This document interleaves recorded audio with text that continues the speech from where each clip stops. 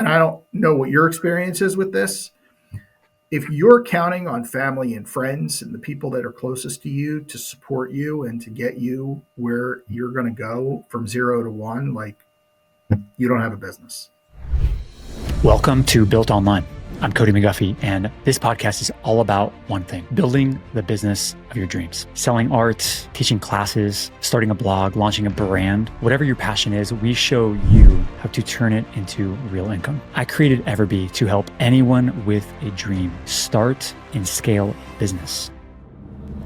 EverBee. EverBee. EverBee. EverBee. EverBee. EverBee. And we now serve over 800,000 creators all across the globe. On this show, we bring on real entrepreneurs who've done it. They share their secrets, they share their failures, the exact steps that you can take to get started. What if you can get one golden nugget out of today's episode, and it's the breakthrough that takes you from just dreaming to actually living a life on your terms? At EverBee, we believe that every human is a creator, and every creator should own a business.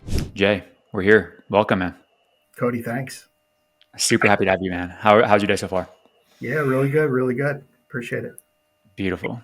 You have an interesting story. I want to dive in straight in, really. But specifically, you told me when we were just now starting this, before we hit record, you said that you are the best 0 to 1 entrepreneur there is. Why do you say that? I don't know, maybe because I'm an action junkie and that's where all the action is. What does 0 to 1 mean? Just for anybody. Look, 0 to 1 is, I'm great at identifying where there's gaps and then building something to fill those gaps that doesn't exist. It's how I got my start. It's how I began being an entrepreneur. Every market I've ever entered, I haven't had experience in that market. So I created a PGA Tour event in partnership with Jim Furyk and was a 30 handicap that had never been involved in pro golf or sponsorship sales. I started selling private jets at Marquis Jet. I didn't know what a private jet was until I took the position, top 15 employee at a company that went from 0 to $1 billion. I'd never been to St. Bart's. I built a business on St. Bart's. I'm just someone who doesn't want to hear about why you can't do something. And I have this incredible ability to drown out the noise of can't and march forward. So I like to say I wake up every day optimistic.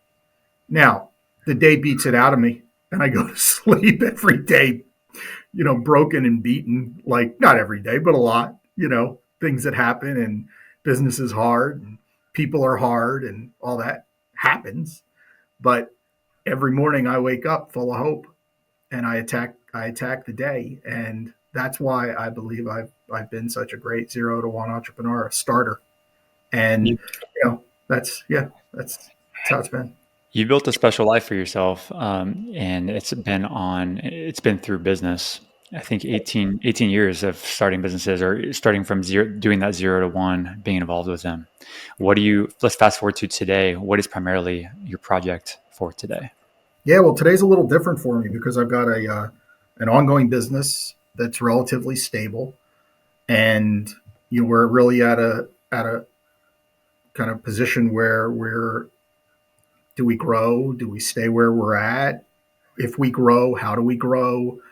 And for the last few years, I've been kind of operating the business as steady as she goes, and not really trying to drive aggressive growth. And I made the decision this year that we wanted to try to grow a little more aggressively over the next 2 years.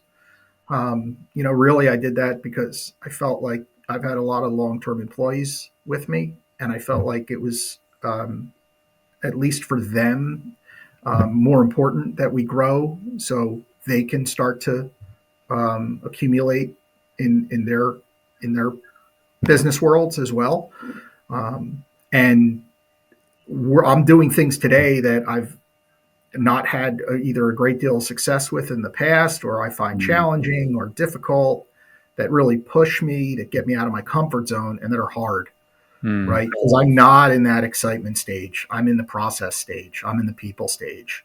Can I pause you there for a second to help set the context for anybody listening. Your main business is inked right now, right? Yeah, in That's the stores. business. Beautiful. Yeah. Can you give us an So understanding of the size, anything that you're willing to share, revenue or whatever it is that you can share? yeah, happy to. Uh, we're just under 30 full time. We've got we're under 5 million in revenue, and we build, host, manage, and fulfill on-demand company swag stores, and obviously do bulk orders for our clients, right? And we made the strategic decision a few years back that we were going to produce everything in house. So we actually own the embroidery machines. We own the screen print presses, direct to garment machines, heat presses. We do the work for our online stores right here where I'm speaking to you, right? I get off this call, I go out of my office, I take a left hand turn, and I'm met by a bay of embroidery machines and a staff that's working on them. And, same thing's true for our screen print department. That's complex. That's not easy, but we do it because we want to control the timing and the quality, right? So there's others in the marketplace that don't do their own work, but maybe they're a little more forward relative to their tech on the front side. So these are all decisions that you have to make as a leader. Like, which direction are you going to go? Are you going to go asset light and just play offense? Or are you going to go asset heavy, and that limits your ability to play offense, and it affects how fast you grow, right? I mean, it's as imperative as, do you take capital? Don't you take capital, right? And so along the way, we've made the decisions we've made, and I live with them. And I like them because I like the company we have. I like the culture that we have, and I like the people that we have. And are we the biggest? No. Have I watched companies build to 20 times my size or 30 times my size or exit that launched after me? Yes.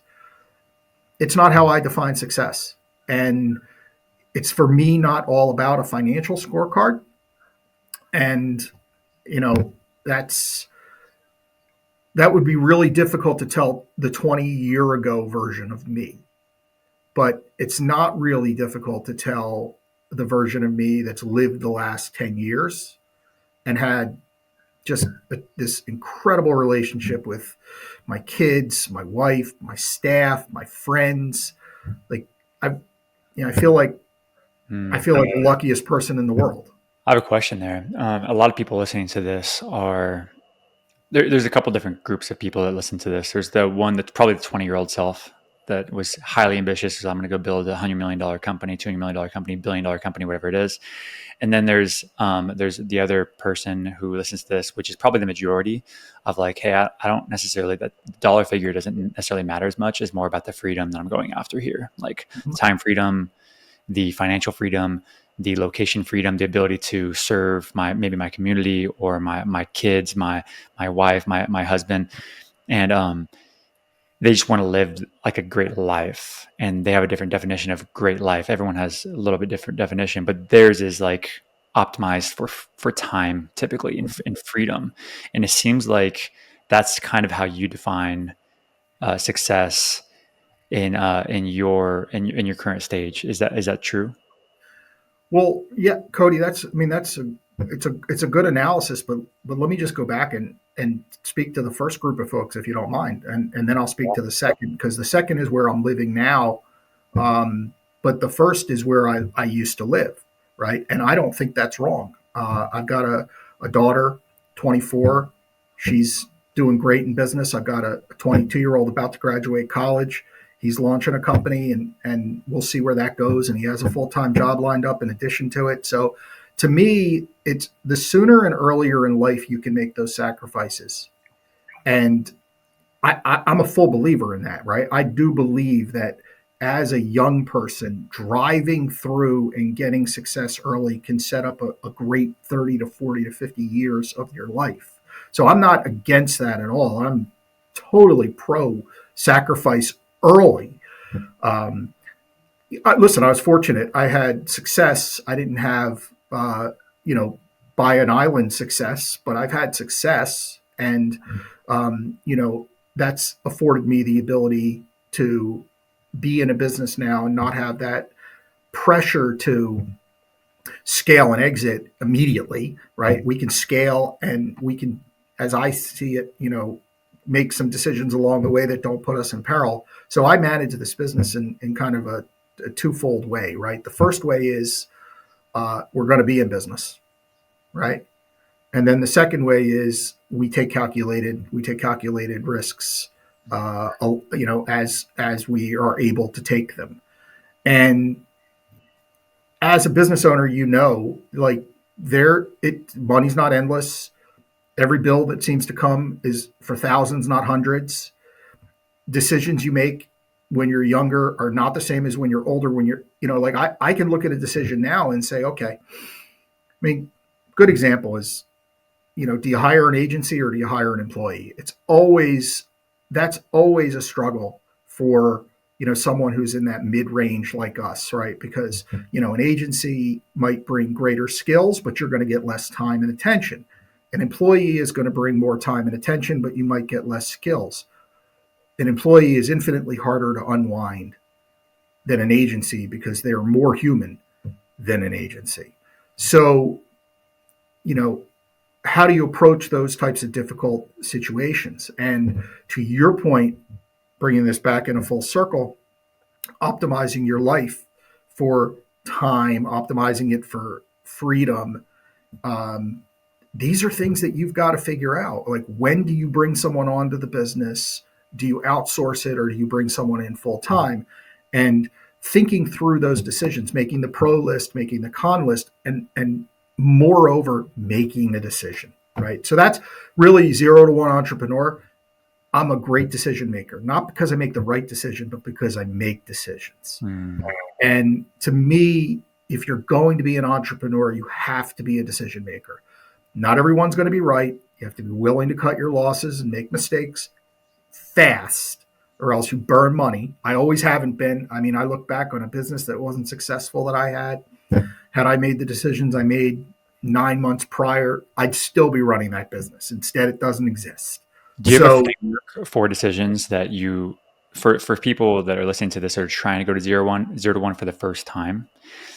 They probably don't even realize that decisions are what you just mentioned. Like, they didn't realize it. They probably aren't even grasping fully like how important that actual concept is.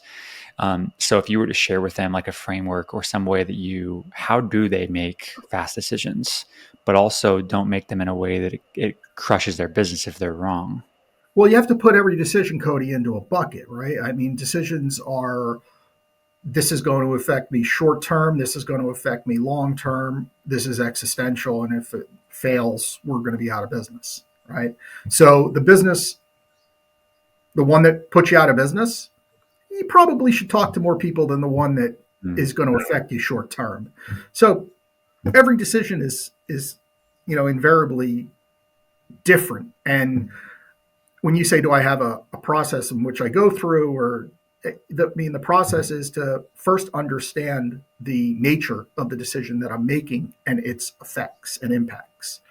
And again, positive and negative. I'm a pro-con guy. That's how I like to look at things. What's the short-term effect? What's the long-term effect? And, what happens if it's successful? What happens if it fails? I put all that into the mixer, and I gather information from a lot of different sources. I might spend time reading blogs. I might,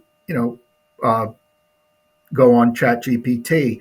I talk to industry experts. I could scroll LinkedIn expertise. There's so many resources out there now that you should be able to get a good picture. But nobody's look. You got to take everything you read with a grain of salt, and you have to have a relatively good gut instinct, and you have to draw on your past experiences. And I think if you do that and make decisions and keep those decisions close and monitor them, you should be in good shape. There's no free lunch, right? You can't earn you earn a lifestyle business. You earn time off and free time. You can't. There's no putting.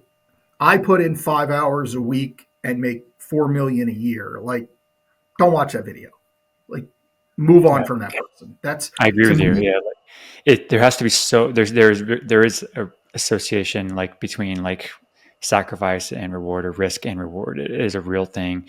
It is probably smaller now that we have the internet and we have democratization of like, starting businesses and things like this, but it still requires, it's going to require way more than just your 4-hour work week.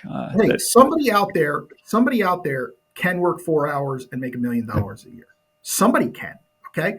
That's not been my experience relative to your audience. It's probably not going to be your Steve Jobs, Bill Gates, Kobe Bryant. These are generational life. Comparing yourself to these folks, or trying to take that, the chances are that you're not that person, and I'm okay with that, and I'm And they okay. also didn't work 4 hours. Those guys They are didn't work notably the four hardest hours. workers in the world. Yeah, right. But I'm putting that person who works 4 hours a week and makes $1 million a year on that pedestal, right? Mhm. Like they might be special. Like most of the time, it takes an intense amount of effort and supreme sacrifice to get yourself to where you have the ability to make decisions. I have a question for you. You mentioned zero to one, right? We talked about that. Getting from 0 to 1 is arguably probably the hardest thing to You think? do. You think so? I think I do. I do think personally. I think so. I think making your first $1,000 for yourself is way harder than making your like next $1 million after you've made $1 million. That first $0 to $1,000 or first $0 to $100,000. There's so many. We need to overcome so many barriers in our head. There's so many like limiting beliefs that we have to overcome. Well, but And then that's the issue, right? It's the beliefs, Cody, isn't it? absolutely the beliefs. Yeah. It's not the idea. I mean, when I started the Exelon Invitational hosted by Jim Furyk, I had $1 million of expenses and no revenue, and that's what it was. I was down $1 million to start, and I had 9 months to sell the event. Wow. We were in southern Chester County, 50 miles away from Center City, Philadelphia, and that's the mushroom capital of the world. There's got to be 40 mushroom farms inside of that specific area. To me, it was natural to go to those mushroom farms. Like the idea, I knocked on every mushroom farmer's door and asked them to sponsor a golf tournament. And my buddy said to me, "Why would you ask a mushroom farmer to sponsor a golf tournament?" I said, "Because the golf tournament is in their backyard and they love where they live because they've built their life here. Why wouldn't they want to support the area in which they love?" To me, that seemed natural. So if you're doing something you love, right? When I'm talking about 0 to 1, like if I tried to start a company in something I didn't love, right? Or couldn't love, at least grow to love, then I wouldn't know where to go. But a lot of times people are starting things that solve a problem for themselves. Well, so if it's a problem for you, it's a problem for somebody else. So figure out what that problem is and then just run to it. And by the way, I took a $13,000 sponsorship of a mushroom farm down inside of 2 weeks. So, I mean, that's just by knocking on doors. So when you talk about limiting beliefs gets you make limiting beliefs extinct by taking action. And to me, I know you said it's hard. I guess it's weird, right? Like, so some people could kind of sit on top of my business and say, I could take this business, triple it in a year and a half, and that'd be easy for me. And yet for me, that's hard. Interesting. Yeah. And that's the nature of, we all have different gifts. We all have different things. We all have different skill sets. And so my point with that is going from 0 to 1, and then there's going from 1 to 2, Yeah. and then 2 to 3, and then 3 to 4. Yeah. And sounds like the way that you defined it is you guys have gone from 0 to 1 in your business, and now you're going from 1 to 2. Strategically, you decided to do that recently. Is that correct? Yeah, I think that's fair. Look, we're probably 3 to 4. I mean, realistically, right? I mean, these numbers are metaphorical. Absolutely. They're not 1 million to 2 million or 2 million to 3 million, just to be clear. But Yeah, we one 0 to 1 is the proof stage and the adoption stage, and oh my gosh, I really have a business, and this is what I'm going to do for a while stage, right? Mhm. The 1 to 2 stage is okay. Now that I have a business, can I acquire bigger clients? Can I refine my processes? Can I operate on an ongoing basis? And what do they say? Most businesses don't last. How long? I mean, what is it? A couple years? Yeah, something like that. A couple of years, Yeah, 5 years max, something like that. yeah. So we've definitely gotten past that phase. So the kind of next stage is that can we scale the business to where, as the CEO, if I didn't exist, or the founder, the business would exist. And yeah, it probably can, is the reality without me, but Mm. I'm not sure anybody in this building wants to try to find out anytime soon.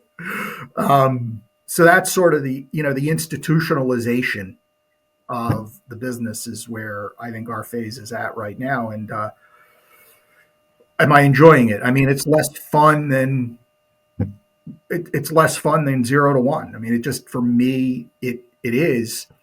But ironically, some people might hate the 0 to 1 phase and the 1 to 2 phase, right? Because they don't want the action, and they want the stability, and they want the instant on. And that's why, look, that's why people buy businesses, right? I mean, that's why people step in and say, I'm great at I have a buddy he owns franchises. And I asked him one time, I said, why do you buy franchises? He said, because I'm a great operator and I'm a terrible marketer. So, I mean, that makes complete sense to me, right? It absolutely does. It may be maybe even hard when I mentioned 0 to 1.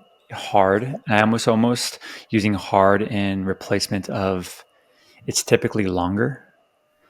I think it's almost, in my experience, going from 0 to 1 typically always takes longer Yes. because you have to set up, you have to learn, you have to figure out who your customer is, who's going to buy that first thing. You're learning about yourself. You're learning about like your unique perspective on in the niche. And that stuff does take, I would say, arguably, I would say years to do this typically. Has that been true for your businesses in the past? You've done this numerous times. Oh, sure. I mean, this business, it took me 3 years before we hit $1 million in sales. I mean, that's 0 to 1, right? And I think I was amazed. You know what I was amazed at? Because I was in my community for as long as I was. We had a retail shop when we opened, which you could walk through the door.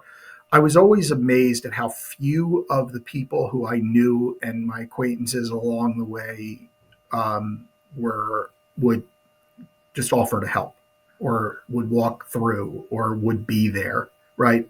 Everything was outbound. Everything was a push. Everything was hard. There were a few people, don't get me wrong, I had one in mind that gave me my biggest order to start the business, and then when COVID hit, gave me an order right when it hit to make sure that we were like, I'll go to my I'll go to my grave with that guy in my heart. Like, I love him. But and I don't know what your experience is with this.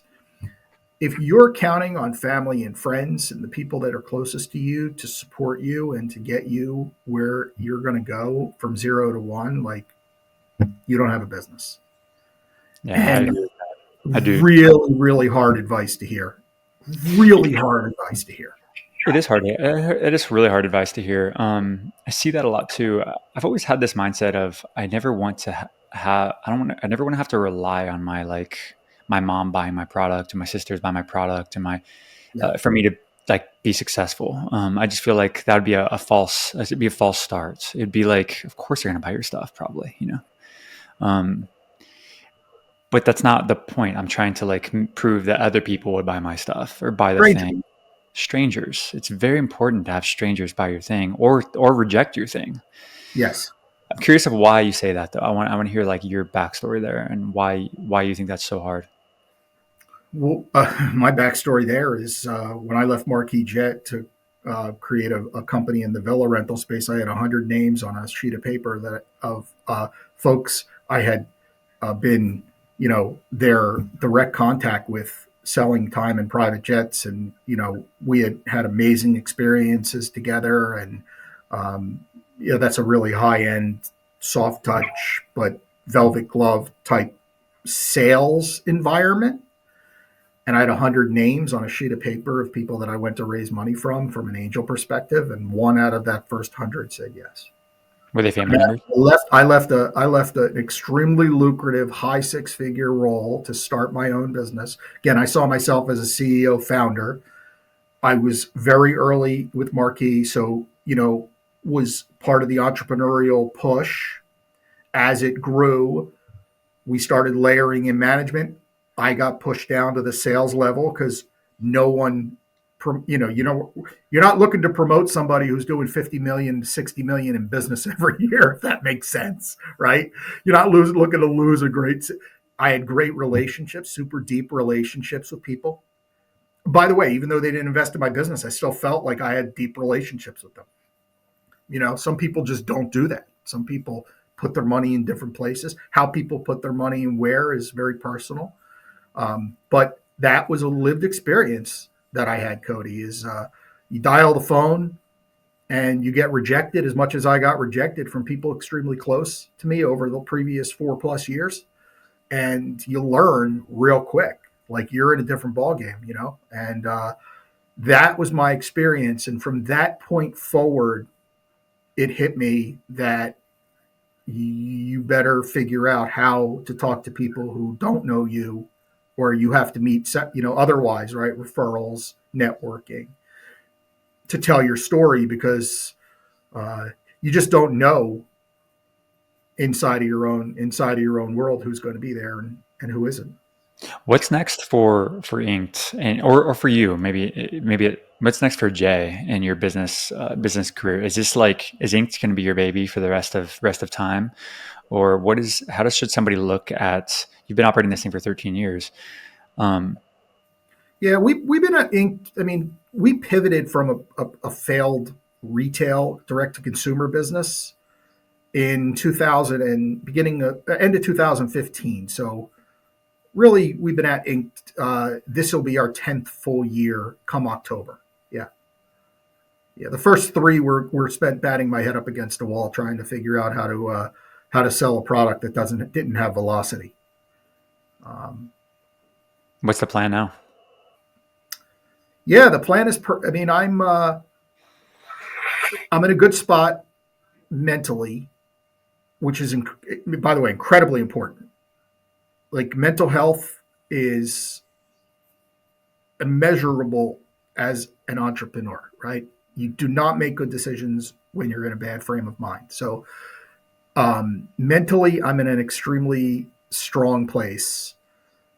We have, over the last 2 years, solidified our operations and service to where I believe that we're giving our clients exceptional customer service, product ideation. And I'm pushing myself to do things that are extremely uncomfortable for me, make some investments into the business, and graduate to that next level of scale, which I think is going to be very rewarding for the handful of employees that have been with me for an extremely long time. And I have one woman who's been with me 10 years. I have another who's been with me 8. Another has been with me 6, 5, and down the run. So, I feel a little indebted to make sure that they're in a good, positive position. Take care of them.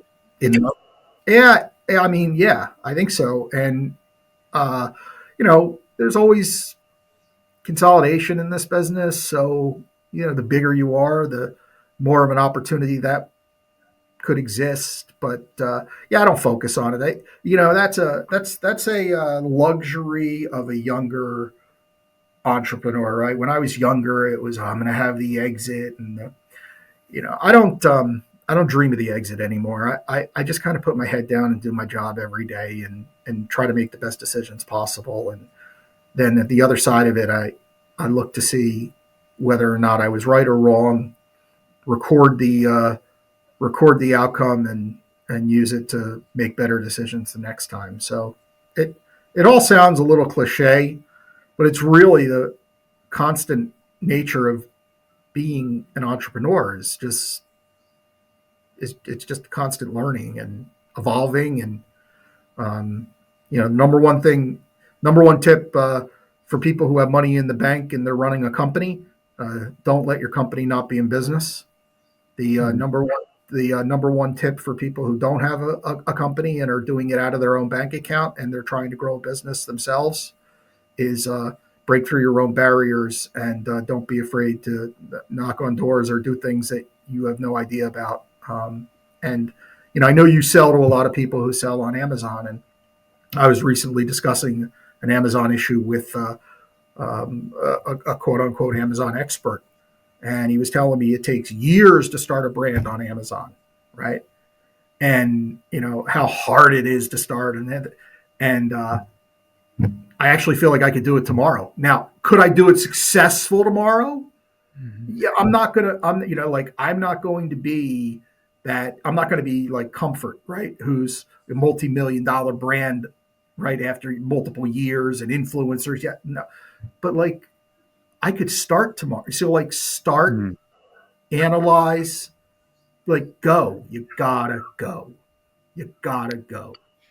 Jay, it seems like it's super inspiring because it seems like everything that you've built is, and your entire mindset has all been built around this recurring thing of just like taking extreme action all times when it comes Yes. to overcoming your, we all have mental struggles constantly. We're humans. Of course, we're going to have breakdowns or struggles and trials. You overcome it typically with action.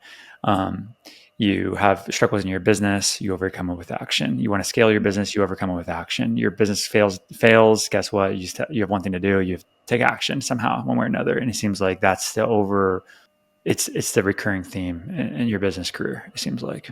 I had a 12-10, and when I failed the business, I had a 12-10, and I had a 12-10 and 7-year-old, 12-10 and 7, 12-10 and 6. What was I supposed to do, Cody? Sit around and start applying for a job? I mean, I had to go to work I had to dial the phone. And by the way, financially, okay, we were not terrible. My wife saved us, God bless her, right? So she made sure I didn't invest everything. So we had some buffer. Um, but what was I going to show my kids? That their dad puts his tail between his legs and runs? Like that was not feasible for me. And then from there, I just kind of recrafted my life to figure out what was important to me. And, I've had more success in the last 10 years because I've been happy and my mindset's been great, but it all has been action bias. Like I used to believe that you needed to be motivated to do something. It's a lie. You don't need motivation. I mean, I can't tell you how many times in the morning, I wake up with hope, but that doesn't mean I wake up motivated. I wake up with hope. But I can't tell you how many times I wake up, I'm hopeful, I get to the office, I'm like, you got a big pile in front of you, you don't know what to start on, you don't know what to do, right? So I'll just start doing one thing. The next thing you know, it's 3 hours later and you've checked off 9 things on your list and you didn't want to start working in the first place. I completely agree with that. How do you do it? Bias towards action. Same. Yeah, same. You can't rely on motivation. I've realized like it's, in fact, that's if you did rely on motivation, then you'd only be working 1 hour out of the entire week, probably, because that's just typically how it works. It's like, you can't. It's impossible to be motivated all the time. Now, I do think that we can like pull from. You said hope, inspiration. Like I'm inspired. That's not deeper. Probably a deeper layer, but you don't feel like typically doing. You don't feel like firing that person or interviewing that person or feel like doing that customer interview that you've done 10,000 of them, right? You don't, but like you just do it anyway because that's what the job calls for. And so we've somehow got into this idea as a society that we're only supposed to do things that make us feel good. And that's fine. We should try to do as many good things that makes us feel good as possible, but that's not how we're going to do hard things. Hard things are hard because they're hard and they're uncomfortable and you don't want to do them. So very similar to the way that you think on that. I completely agree. I was going to say, you want to feel good, it's really simple. I'll give you the exact formula if you want to feel good. Take action against something you don't want to take action against. Do exactly Beautifully. opposite what you want to do. You want to feel good. Yeah, look, where to find me. LinkedIn is where I'm finding myself these days a lot. Jay Sapovits, Jay Sap. It's Jay Sap is my endearing name. That's when I give you a hug, Cody. When I see you in person, I give you a hug because I've known you a long time. Then it's Sappy. So that's what my dear friends know me as Sappy, right? But yeah, LinkedIn is where you can find me. Ink stores. I try not to make it difficult to find myself. I mean, ultimately I am in sales. So we do acquire clients. I do want people to come to my business. We all are. I will link for anyone listening and watching this too. I'll link to all of Jay's links, his LinkedIn, his inked stores, everything all in the bio or show notes, wherever you watch this. But Jay, thank you very much for coming on and sharing a snippet of your story. I know there's a lot more to uncover, but we'll have to have you on again. Cody, thanks. Thanks, Jay.